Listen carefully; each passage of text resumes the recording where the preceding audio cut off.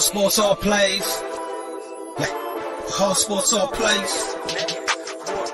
All sports, all plays. 365, we making a plays. You talking the game, get you through the days. We're high in the court, the dime in the lane. Variety topics, living the same. All presentation, sports information. Hitting the airways, taking the nation. All sport, all plays, they working your faces. Grace at the field, so tie the laces. All sports, all plays.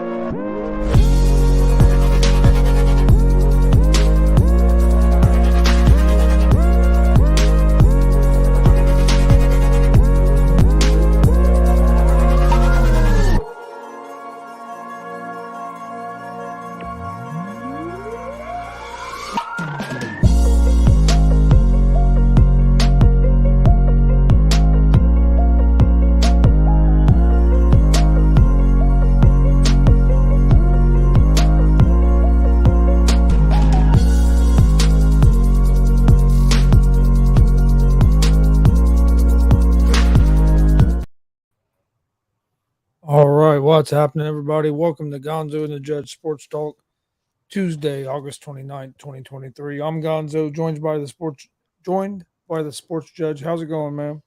What's up, Gonzo? I missed you last week, man. We didn't get a chance to do a show, but we're catching up. We're making up for last week. It's always a pleasure, my friend. I'm glad that we brought this show back. We are back in full force. And I got something for our guests tonight. I got some great stuff for them if they're interested in it. Manscaped.com. You guys got to check out manscaped.com. It's some of the great products that you can use. In fact, it is the best product you can use. Look, over 900 million men trust Manscaped performance grooming tools. I have the kit right here in front of me. I'm one of them. Manscaped is a true masterpiece. It's the right tools for the job. The Beard Hedger Pro Kit is a grooming powerhouse built for precision and style, just like your favorite quarterback. The kit tackles beard tough-ups effortlessly, ensuring you're always prepped for the next play. So check out manscaped.com. And when you check out the website, remember to use promo code TheSportsJudge. I will repeat that. Use promo code TheSportsJudge to get a nice kit like this. A nice performance kit like this. Again, use promo code TheSportsJudge at Manscaped.com. Check out their products.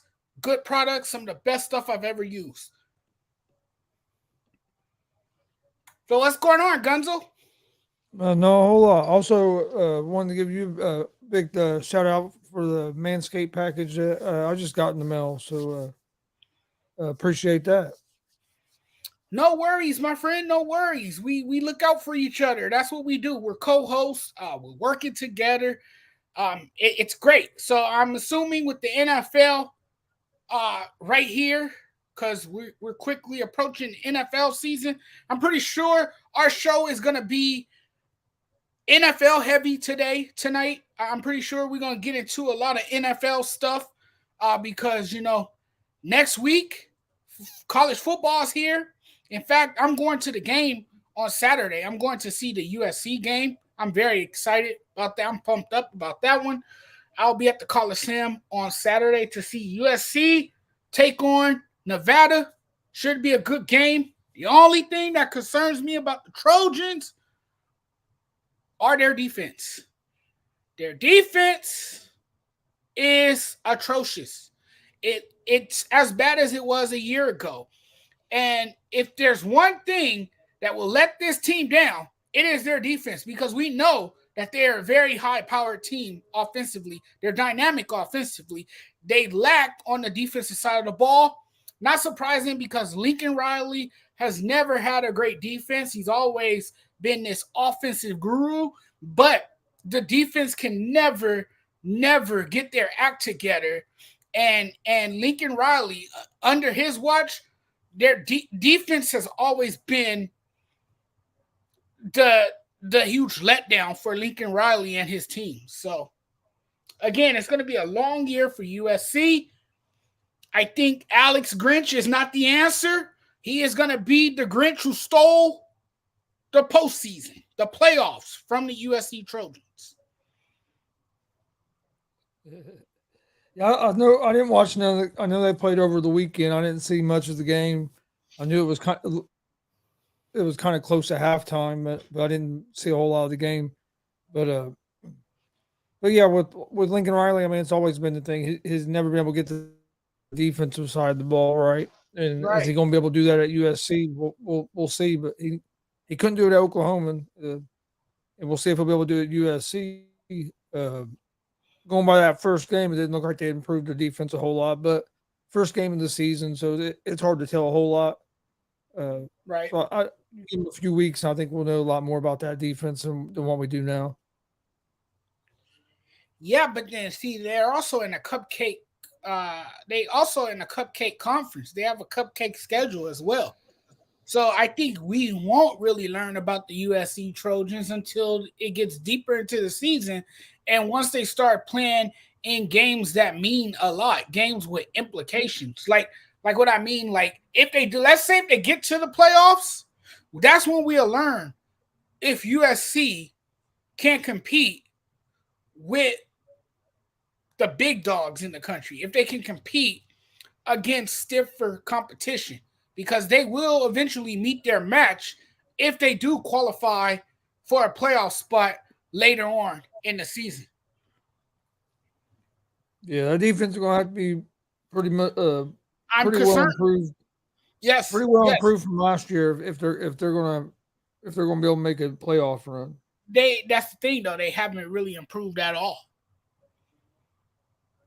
I don't care how many points they put up; they could put up 50 points and still lose the game by a field goal or by 1 point because the defense gives up a lot of plays. Especially through the air, all you got to do is pick apart that defense through the air. USC's pass defense is going to get exposed every time because they can't make the obvious stops. They can't slow down a high-powered offense. So I'm just saying, when they meet somebody really, really good, they have a chance to get beat. They could get beat. Oh yeah, that's what. No, I agree. Their defense is going to have to be a lot better than it was last year. So it'll be interesting to see what some NFL news. What do you think about 49ers trading Trey Lance to the Cowboys? Well, I mean, it was a bad pick to begin with. Trey Lance was never that guy. I think a lot of people were baffled by the 49ers' decision to select him in the draft. And look, now they turn around and trade him to the Dallas Cowboys, finally coming to the realization that they did not need him, that he would not be that guy moving forward. You saw how bad he was in the preseason. He was terrible. Trey Lance was awful. And he obviously lost the job to not one quarterback, but two quarterbacks. He lost the job to Brock Purdy, who is going to be the starter for the season opener. Obviously, we saw what he did in the playoffs. The dude is so calm, cool, and collective. Nothing seems to faze him. He looks unrattled. Last year, you saw him in the postseason. We're talking about a guy who looked like a veteran quarterback. He looked like he had been doing it for 10 years or something, And Brock Purdy was clearly the obvious pick, the safe pick as well. It was a no-brainer. And Sam Darnold, the kid that came out of USC, the USC product, he even outperformed Trey Lance. So that tells you everything you need to know. The 49ers finally came to their senses. They finally realized they made a mistake, and they decided that it was time to move on from Trey Lance. Yeah, I figured they were going, once they decided that Darnold was going to be their backup, I figured they were going to try to move on from him. I mean, yeah, you traded up to get him, gave up a lot to get him, but I do like the fact that Lynch and Shanahan were able to eat some of their pride and admit, hey, we drafted this guy, it didn't work out, it's time to move on. I've heard a lot of people say him going to Dallas now, it puts a lot of pressure on Prescott. It don't put no pressure on Prescott. They didn't bring Trey Lance there to compete with Prescott for the starting job. They brought Trey Lance there. He's going to compete with Cooper Rush for that backup job. And then they're going to see how Prescott plays this year. And then they'll decide they're going to sign him to an extension or whatever. But to me, it's not like Dallas brought in Lance to try to compete with Prescott this year, and like that Prescott should be worried. Prescott just needs to play better than what he's been playing. That has nothing to do with Trey Lance being there or not being there. Yeah, for Dak Prescott, he needs to eliminate the turnovers. You know, he turns over the damn ball too much. And we talked about last season how undisciplined the 49ers, not the 49ers, that Dallas Cowboys were. They were one of the most undisciplined teams in football. They lacked preparedness. They just was a very unorganized team. And that's got to change. That's got to change. If this is their year, like their fans say, if this is their year, Dak Prescott, it starts with Dak Prescott. He's got a lot of things to clean up. We all know how good the defense is going to be. They got one of the premier defenses in the NFL. Looking at their defense, it makes them the clear favorites to come out of the NFC in some people's eyes. Now, I still got the Eagles winning the NFC East. I think they pick up from where they left off last season. I think they realize they have unfinished business. I think they have that bad taste in their mouth that they want to finally get rid of. And Jalen Hurts is still their quarterback. And if you remember last season, Jalen Hurts put up video game type numbers, like Madden type numbers. He was sensational. He was amazing. We all know he has exceptional character, that he's a leader of men, that he has clearly won over everyone in that locker room. So we know what you're gonna get from Jalen Hurts. We know that defense is pretty good. We know they are well coached. The Eagles are still the team to beat in that division, but the Cowboys are not too far behind because the Cowboys have a very, very good defense. They have Trayvon Diggs, who anchors things in that secondary. You got a number of playmakers up front. You got Michael Parsons, who is an absolute beast. So the Dallas Cowboys are gonna be good, and not to mention that they added Stephon Gilmore to play alongside Trayvon Diggs in that secondary. Now I get it. Gilmore is not what he used to be. He's not as good as he used to be, but he can still provide some depth, and he can still make some plays back there in that secondary. So the Dallas Cowboys defense is very convincing to me. The Dallas Cowboys made some moves this offseason to upgrade and to improve that defense. Now all eyes will be on Dak Prescott to see how he carries this offense and if he can clean up his act. And if he can, watch out for the Dallas Cowboys. This team can be very, very dangerous and scary. Yeah, I think they'll be a good team. I still don't have them as competing for like a Super Bowl. I just don't think Dak Prescott's the quarterback that's going to take a team on a run like that. His defense, you look last year, their defense played a hell of a game against the 49ers, only gave up, 19 points. to a team that was averaging 35 points a game, and you lose the game because your offense couldn't score no points and turnovers. Uh, but the interesting thing with Dallas to me this year is going to be with them getting rid of Kellen Moore and Mike McCarthy taking over the play calling on the offensive side of the ball. How's that going to work out? And is he going to be able? Is he going to be able to get Dak in situations where Dak's not turning the ball over? So I think that's going to be the one of the big keys is how's Mike McCarthy settle in as a play caller with the Cowboys.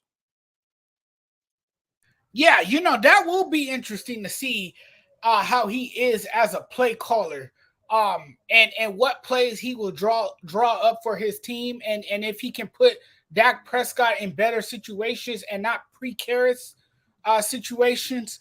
It's gonna be interesting under these circumstances to see how things do play out with Mike McCarthy having the playbook in his hands, and now that he's gonna be uh, assigned to the play calling duties, it's gonna be interesting to see how it all plays out for the Dallas Cowboys. But man, hey, it's gonna be a fun NFC East. I think it's gonna come down to those two teams. The Giants are gonna be hanging around too. You saw what they did last year. They had a great year. I think Brian Daboll continues that trend with that team over there. The Commanders are going to be better, but I don't know how much better they are going to be. I still think this division is in the hands of the Eagles and the Dallas Cowboys. I think those two teams will be neck to neck. I think it'll be a tight battle. I think it could come down to the final week or it could come down to a late game, late in the season. I think it's going to be that tight of a race between those two. Yeah, in the East, I would say between them two. I think the Commanders are going to be better. With the Commanders, it's all going to depend on how Sam Howell development is and how he plays. If he can play decent, I think they're going to be pretty good because they have a good defense. And it's going to be interesting to see what that offensive looks like with the enemy over there now. But yeah, I would in the East you have to go with the Eagles and the Cowboys, but in the NFC right now, I still have the 49ers. I have the 49ers as my favorite in the NFC to come out because I still think there was a good chance that they might have been in the Super Bowl if it wouldn't been for Purdy getting injured in that playoff game.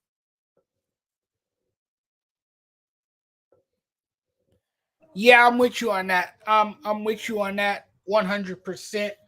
Um, I think the 49ers can definitely make a run with Brock Purdy. And I was on the Brock Purdy train last year.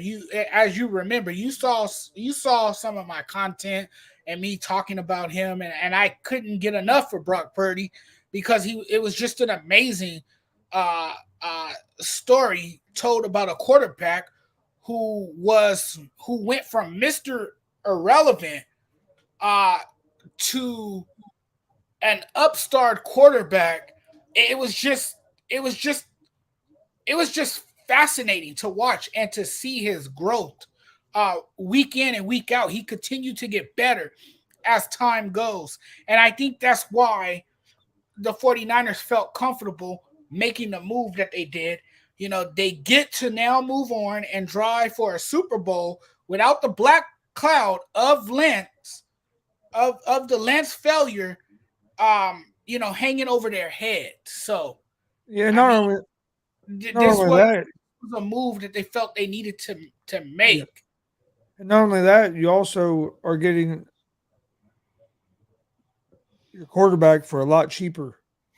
Yeah, because Brock Purdy's getting paid a lot less than what right. Trey Lance is as number 3 overall pick, where Purdy was the last pick of the draft.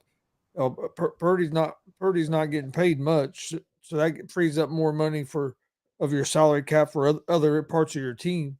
And we've seen in the past when teams have been able to build around a young quarterback on a rookie deal, a lot of times is when a lot of teams have had some of their most success. So, and yeah, the way Purdy played last year, 49 to me, 49ers would have been crazy not to have him as their starter this year. The way he played, played up until that injury. He definitely, to me, earned the spot to or earned the right to have the chance to start this year. But if you're not beating out Darnold, if you're Lance and you're not beating out Darnold, I mean, there's you're having some issues. We've seen Sam Darnold in a couple different spots now, and it hasn't worked out. So if you're wanting to be a starter in this league and you can't beat Darnold out for a number 2 spot, you're gonna have to make some changes. Yeah. Now, do you think Trey Lance get a chance in Dallas? I think the only way he gets an opportunity is if Dak Prescott goes down with an injury. I think that's the only way Trey Lance will get another opportunity to be a starting quarterback. Is there pressure on Dak Prescott to perform? I don't think there's a little pressure, I would say. I think there's some, but I don't think it's because Trey Lance is there. I don't think them getting Trey Lance added any pressure. I think the pressure for Prescott was already there because he'll be going into getting close to the last year of his deal, wanting to try to restructure a new deal. He's getting older. The last couple seasons, he's had injuries where he's missed quite a few games. He's also his turnovers have went up the last 2 or 3 seasons. So I think there was pressure on him from that and performing better. But I don't think Trey Lance coming in added pressure because, like I said, Trey Lance to me is going to be battling Cooper Rush to try to get that number 2 job. And I agree with you. The only way Lance is going to get on the field is if Prescott gets hurt. And even if Prescott gets hurt, Lance might not get on the field if he can't beat out Cooper Rush for the backup job. And we saw what Cooper Rush did last year with the Cowboys when Dak Prescott was out. So it's not like Cooper Rush is garbage. You know what I mean? He's proven he's a solid backup quarterback at least in the NFL. So I don't know if Lance will get a chance in Dallas or not, but the only way it'll be by injury. But like I said, even with injury, will he be able to beat out Rush for that number 2 spot? With Cooper Rush under center, he was impressive. Cooper Rush was definitely, as you said, a solid quarterback. And, you know, he kept that offense afloat when he took over. He kept that offense afloat. The Cowboys were winning games. Well, you had Cowboy fans that wanted Dallas to keep Prescott on the bench and stick with Rush. They wanted Dak Prescott to be benched in favor of Cooper Rush because of how well he was playing and how the team was performing with him on the field. Because he's another one that reminds you of a Brock Purdy. He's calm. He's good in pressured situations. He obviously lived for the moment, and he took whatever the offense gave him and ran with it and made the best of it and made the most of the opportunity as the opportunity presented itself. So yeah, you had another poised quarterback like Brock Purdy, which was another topic of discussion for a while because of how well he played down that stretch when they needed him to be that backup quarterback that can not necessarily play like a franchise quarterback, but just help that offense remain steady. And that's what he did. Glenn said, I'd rather have AR5 instead of Dak. I agree with you. I think Anthony Richardson has the potential to be real good. It's going to be interesting. I'm ready to see what he looks like in the regular season, but I've been impressed with what he looked like in the preseason. He looked for not playing a whole lot of games in Florida worried me, but he didn't look overwhelmed. He looked like he belonged out there. Looked like he had control of the offense. So I was happy with what I saw from him. Our Colts receivers have to quit dropping the ball. But it's going to be interesting. I'm ready for that. Did find out the Colts are not trading Jonathon Taylor. They're going to keep him, but he is going to be on the PUP list. So that means he'll miss at least the first 4 games of the season. So it's going to be interesting to see what ends up happening with that. If he if he does play for the Colts or if he ends up sitting out the whole season, what's going to happen. I think he plays for the Colts. I didn't think they would trade him. I was saying the whole time, I didn't think even when they told him he could go seek a trade, I didn't think he'd get traded because I didn't see a team giving him the contract he wanted and give the Colts the compensation they wanted in draft picks or whatever that was going to look like. So with them two things having to happen, I didn't see a trade getting done this late in the offseason, right before the regular season. You know, teams don't have as much room on their salary cap now as they did.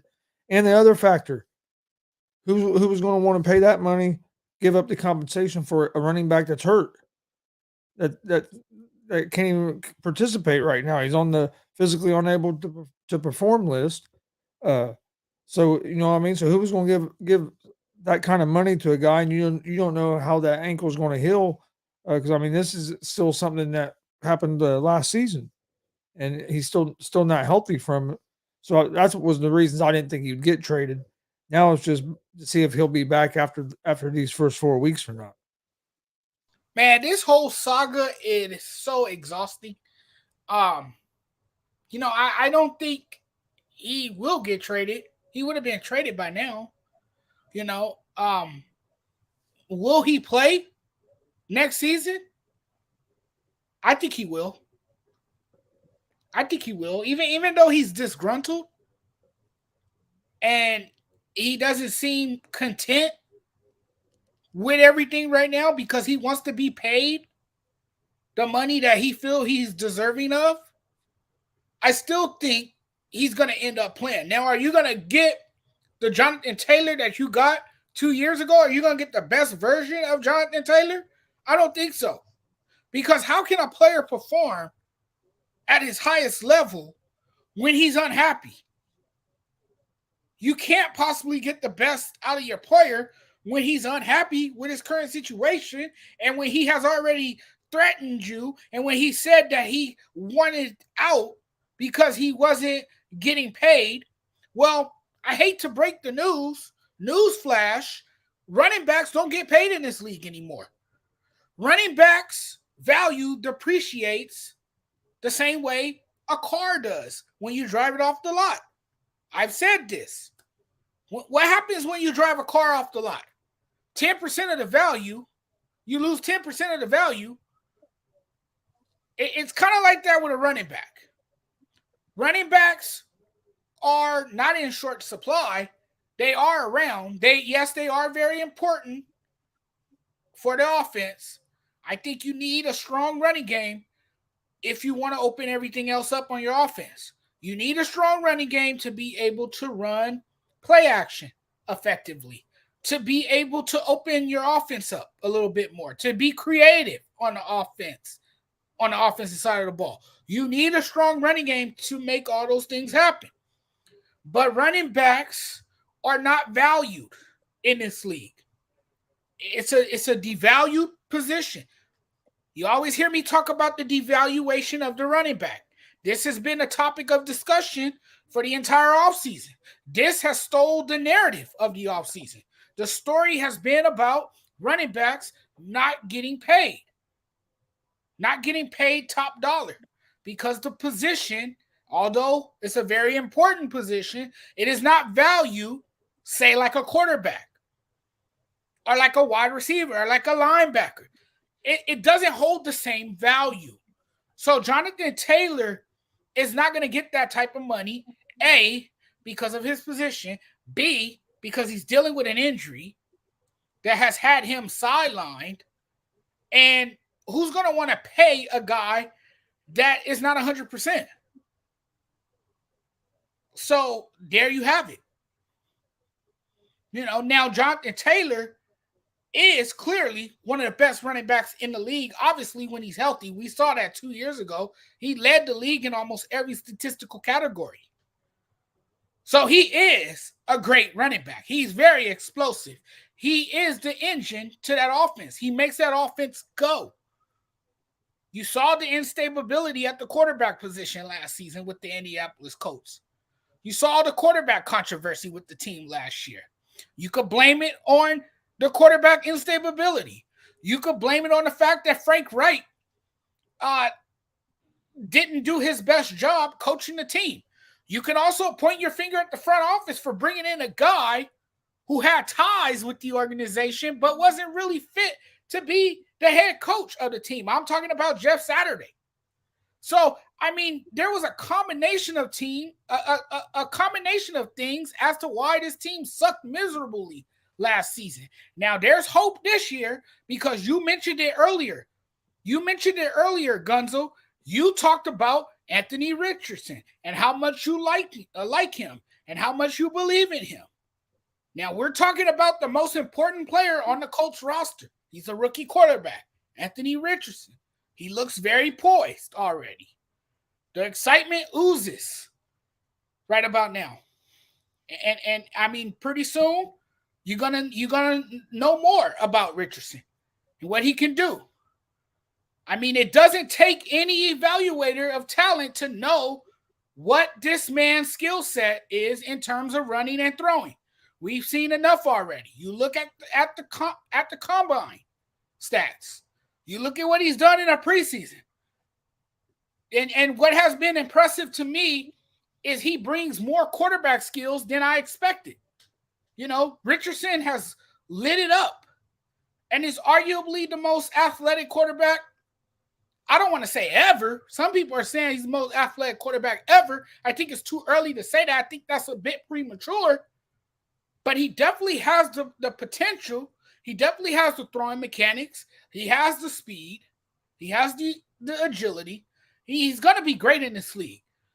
I think he has made some notable strides throughout training camp with his grasp of the Indianapolis playbook and his decision-making. So he's definitely going to be a special quarterback. And he's someone that we're going to keep our eyes on. Now, there's going to be some down days, okay? There's going to be some Sundays that's going to be pretty rough because he's going to have growing pains. Every rookie does. There's going to be some bumps in the road. Hey, Peyton Manning was 3-13 his rookie season. Right. And I say this without reservation. And guess what? And then guess what the Colts record was next season? 13-3. Exactly.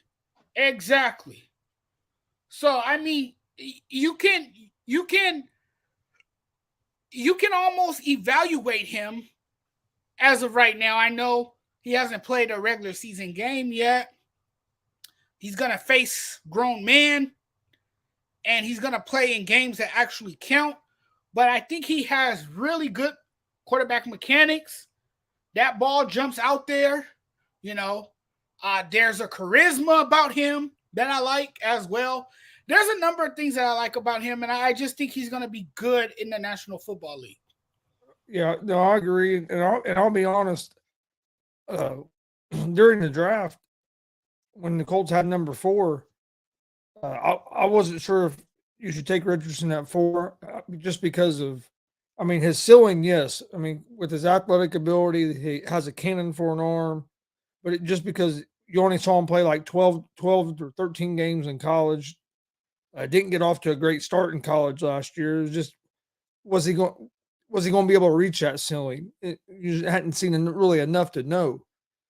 But I was glad the Colts took him over Will Levis because I wasn't a Levis fan. So so when they took Richardson, I was fine with that they took him. But I've really grown to like him more after seeing him go through the training camp and hearing reports come out of there. Then seeing what he's looking like in the preseason games, which they're just preseason games, so you can't take too much out of a preseason game. But you also have to, I mean, you can take a little bit out, but you also have to know it's preseason. It's not the same as a regular season game. That's why I'm excited for here in about a week and a half to get to see him in his first regular season game. But I think if the Colts build around him, I think he has a chance to be great in this league, especially with his threat to be able to run the ball. You already seen that in the preseason, how much how much stress that can put on a defense. It opened up lanes for our running backs, and that's one thing that sucks with this going on with Jonathon Taylor, because with Taylor's running ability and being back there with Richardson, it was going to help Taylor as well, because they're going. You have that threat of that quarterback running the ball like a Lamar Jackson or like a Jalen Hurts Right. and guys like that. So you know what I mean. So I think it's going to be interesting. And Colts brought in Shane Steichen to be head coach, who was with Jalen Hurts last 2 years in Philadelphia and helped bring him along. And we've seen what Jalen Hurts can look like in Shane Steichen's offense, and so you would think by looking at Richardson and with Richardson's abilities and his strengths that Steichen offense is going to fit him real well. Yeah. I think the Colts still receiving position is the position that worries me the most. Is I just don't know if we have enough weapons around Richardson. Yeah. Now, I think they're going to keep building to that. But I think it's going to be a fun year, even if we're not real good. It's still going to be a fun year because you got some young players, and you're going to get to see them young players kind of grow. You good? You having some Yeah. difficulties over there. It's raining a little bit. I think it's messing with my Wi-Fi. Gotcha. Yeah, we had 1 day of stormy weather last week when Hurricane, I forgot the name already. Oh, Hurricane Hillary was threatening California, and everyone thought California was going to suddenly disappear and, be washed away into the Pacific. Oh my God, everyone was freaking out. Everyone was running to the store, getting bottles of water, buying cases of water, buying batteries. I'm like, chill out, everybody. It's not going to be that severe. And sure enough, it was just like an ordinary rainy day here in Southern California. Yeah, Frankie, I know Reds aren't looking good at all right now. What's up, Frankie? Oh yeah, the Reds have kind of been slumping a bit late, huh? Yeah, well, then you had some injuries that are hurting us right now. Yeah. Our hot rookie McLean just went on the 10-day IL. And, those injuries, man. Otto went to the IL. Hey, once your team catches Trey on the IL, India's on the IL, so he's on the IL too. Oh my goodness! Yeah, they really caught the injury bug. Yeah, because last week I just did a video about how fast they were. I mean, that's a team with incredible speed. Everyone on that team can literally be a part of Team USA track and field team. I mean, that's how quick those guys are. Yeah, they got a lot of speed on that team. There's a lot of speed. Actually, I think they're the fastest team in Major League Baseball.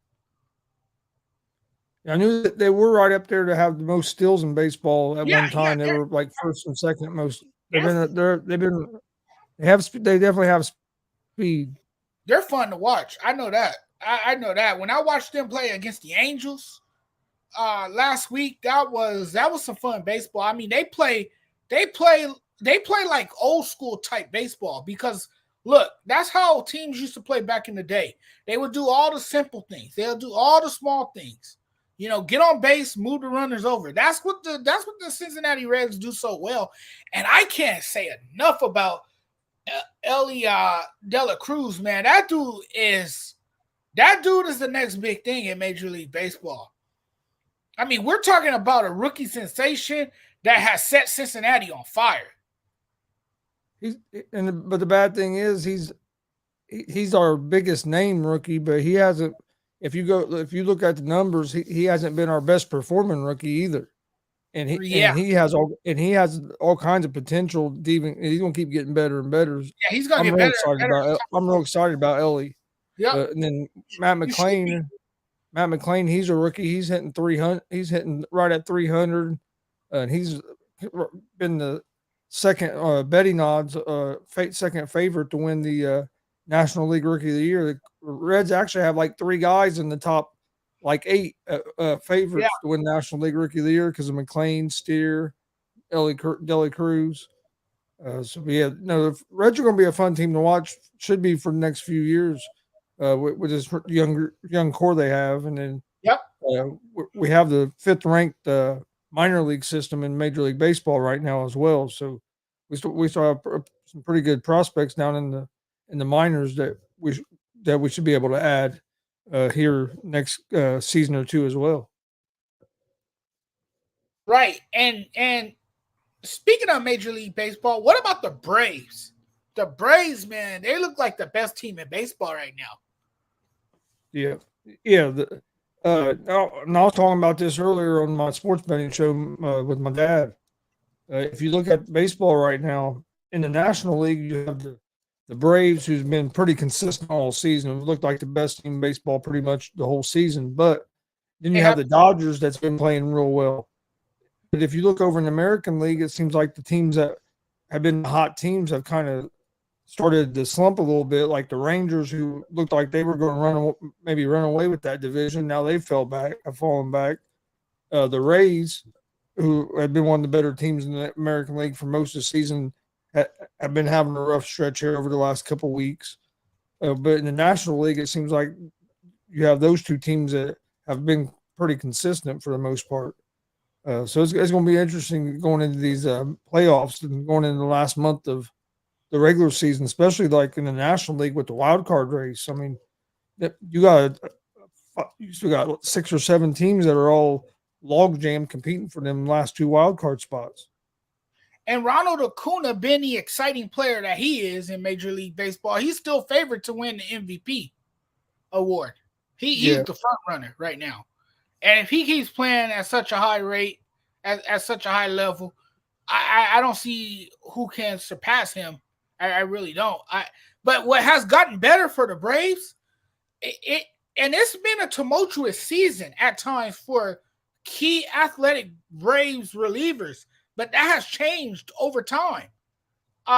This Braves relieving corps has overcome some major issues and made steady progress for 3 months while going from the major 17th rated bullpen ERA on May 29th to the second best before Sunday. So they have some of the best relievers now suddenly stepping up in their bullpen, and that's going to be huge. Now is the time for the bullpen to start making progress, because we're going into the final month of the regular season.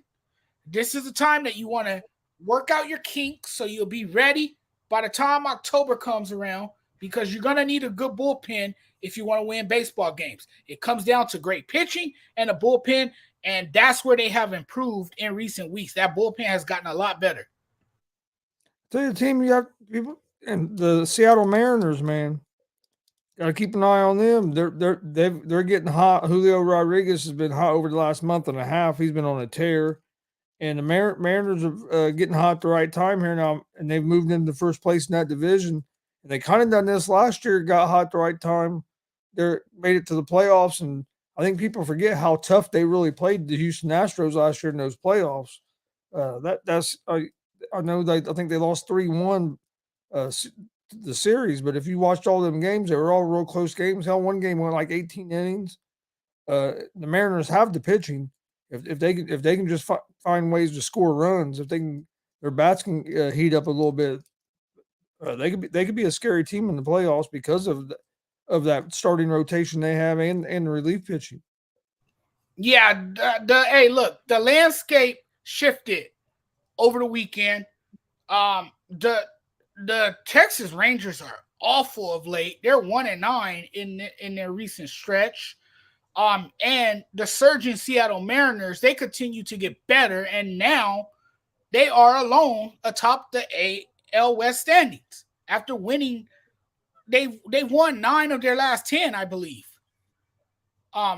They've been on fire. They've been kicking butt, and their bats are heating up. You're right. Julio Rodriguez has been the catalyst for that offense.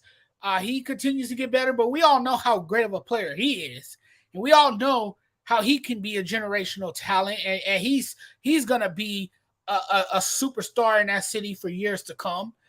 He's clearly the face of that organization. I think we know that much about him. And the Mariners, man, they got bats and they got good pitching too, believe it or not. This is a team that traded their closer to the Diamondbacks at the deadline because they have enough trust in other guys out of that bullpen that can still get the job done. The trade gave them outfielder can zone and utility man Josh Rojas, two left-handed hitters who could help them both short and long term.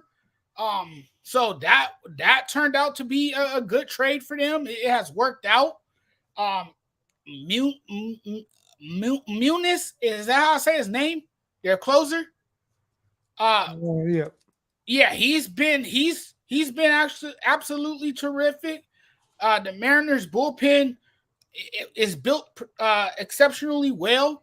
You know, and you got other guys that can get it done, you know, for you. So the Mariners are a team that can be a dangerous out in the playoffs. There's no question about it. Then you look at the Angels, man. The baseball world continues to be held hostage to some extent because of the uncertainty surrounding Shohei Ohtani, the two-way superstar.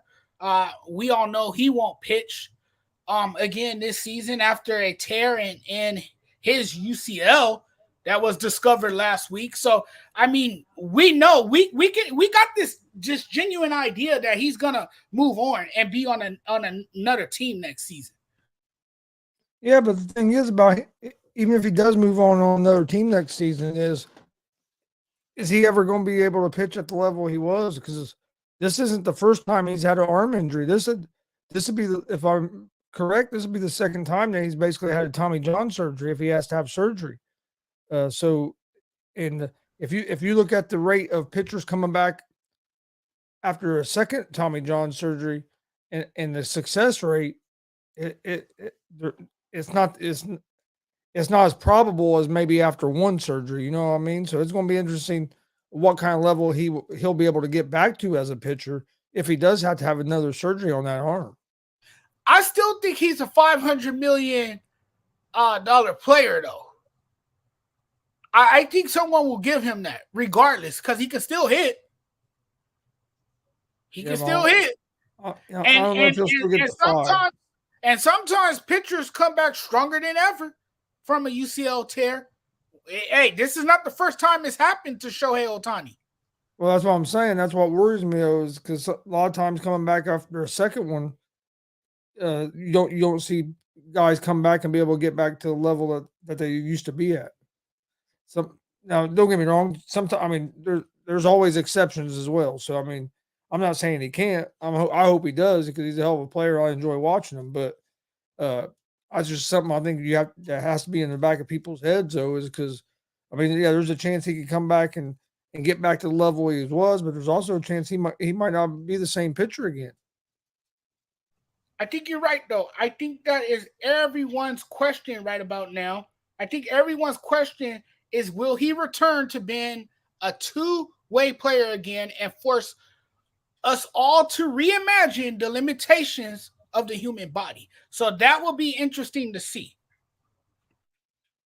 Yeah, it'll be interesting to see. And are these teams going to want him to bring him in, or are they going to want him just to be maybe a hitter or just a pitcher, maybe not be a two-way player because they're going to invest the money in him and because of the wear and tear on the body, maybe these teams are interested in signing him if he moves on from the Angels. They might want him. I mean, there could be a chance that they don't want him to do both. They don't want him to bring him in just to do the one. Hey, if he can still pitch at such a high level, that would be a bonus, right? Because we all know what he can give you with his bat. You know, he's definitely a power hitter. He's definitely a slugger. He's clearly a generational talent. He's one of the best to ever do it. He's one of a kind. I mean, he's often compared to Babe Ruth because of his two-way abilities and because of what he can do, not only on the mound, but with his bat as well. All right, man. Well, was there anything else that you wanted to touch on tonight that we we didn't get to? Before we get out of here, I want to remind everyone to check out manscaped.com. Check out manscaped.com. And if you like the products there, look, I have the products right here in front of me. This is some great stuff. It's the best products in the world. It's grooming products. I have the whole grooming kit right here in front of me. Great performance kit.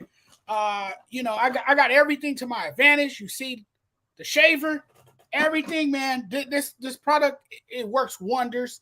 It's like magic. If you guys want to keep your hygiene in check, because that's very important for all men. Look at how smooth my face look. I feel fresh every morning. I feel good every day. I smell good.